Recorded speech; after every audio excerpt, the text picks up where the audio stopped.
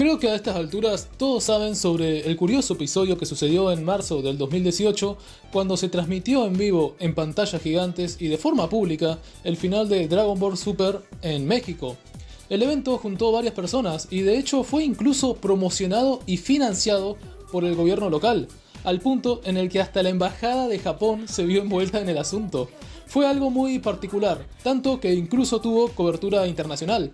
Pero no me interesan los detalles de este hecho concreto para este video. Lo que me interesa es reflexionar sobre lo siguiente. Dragon Ball es un anime inspirado fuertemente en una novela china del siglo XVI llamada Viaje al Oeste. Más tarde incluiría elementos de ciencia ficción como robots, extraterrestres y viajes en el tiempo, pero así y todo es una obra que tiene impresa en todos lados una fuerte identidad oriental. Y el punto que estoy tratando de establecer es ¿cómo llegamos a esto? ¿Cómo es posible que un dibujo animado de Japón basado en una novela china de hace cientos de años sea tan popular en México y de hecho en toda Latinoamérica? Pero esto obviamente no se reduce solo a Dragon Ball, sino que se puede decir lo mismo del anime en general. Sailor Moon, Saint Seiya, Pokémon, Naruto, Evangelion y muchos otros se volvieron verdaderos fenómenos culturales. El anime decora nuestras calles, nuestras ropas, a veces nuestra piel, y todo el mundo puede nombrarte a estos personajes, incluso si no suele consumir este tipo de entretenimiento. Es algo muy conocido y que resonó fuertemente con los jóvenes latinos que crecieron en los 90s y en los 2000. ¿Pero por qué? ¿Cómo pudo suceder esto? ¿Cómo algo que tiene un origen en una cultura tan distinta a la latina logró cosechar tantos fanáticos en esta región? Por ejemplo, Francia tiene una enorme industria del cómic con excelentes exponentes. Sin embargo, no ha logrado conquistar a los latinos de la misma manera en la cual lo consiguió el manga.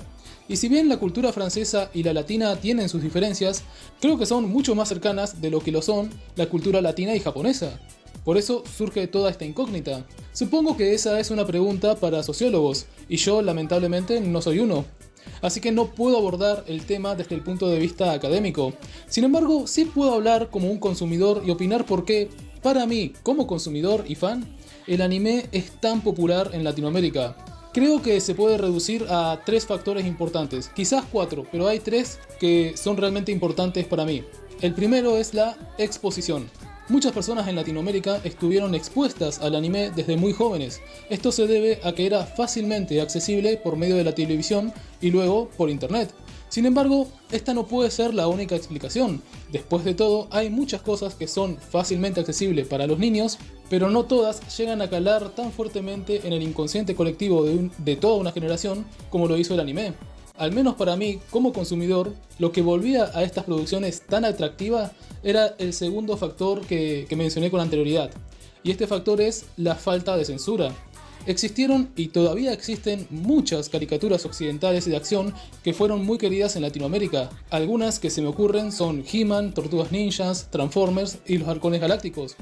Todas ellas lograron tener un impacto y aún son recordadas con cierto cariño. Sin embargo, debido a las regulaciones y leyes que existían en su país de origen, tenían muchas limitaciones. Por lo general eran episódicas y no podían mostrar violencia explícita. Por ejemplo, no podían mostrar armas de fuego disparando balas, no había muertes y además no podían mostrar sangre.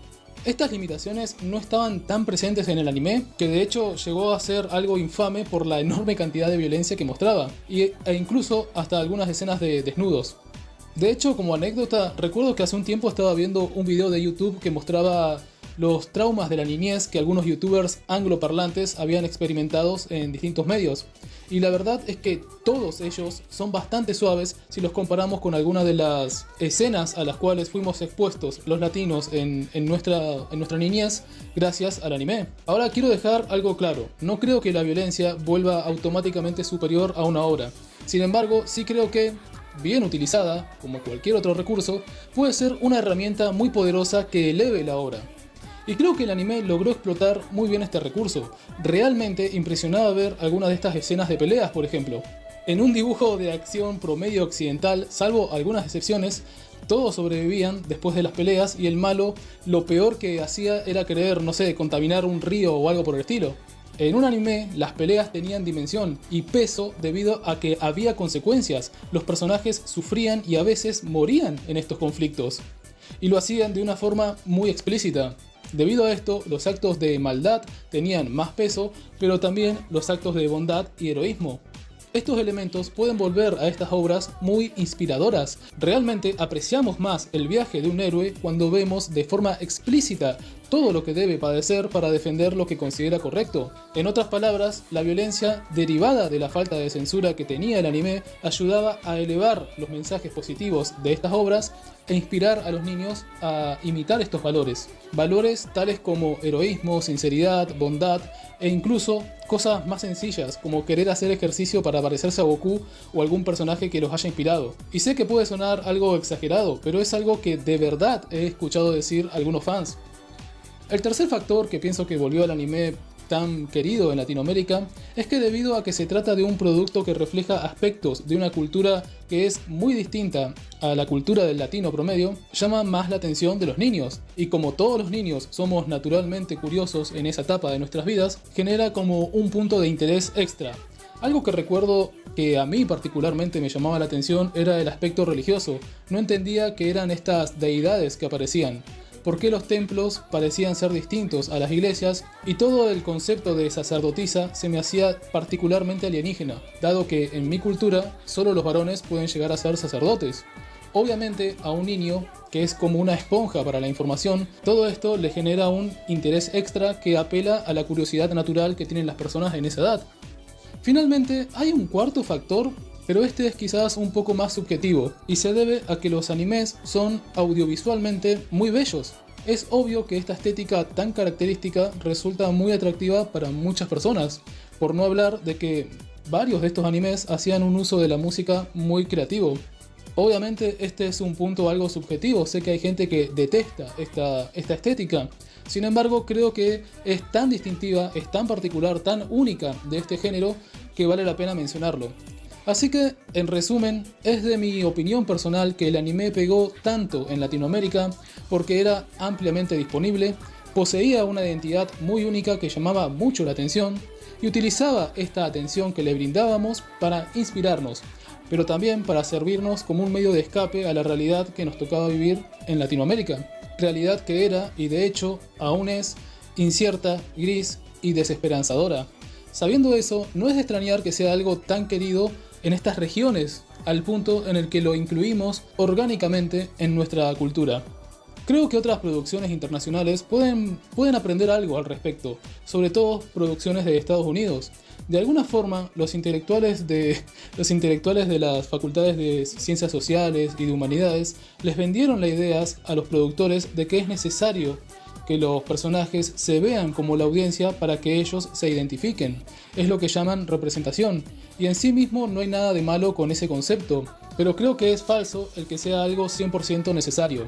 Hacer una historia donde muestres tu propia cultura con buenos personajes puede, de todas formas, resonar con audiencias internacionales sin problemas. El éxito de series como El Juego de Calamar o Dark son ejemplos de eso mismo.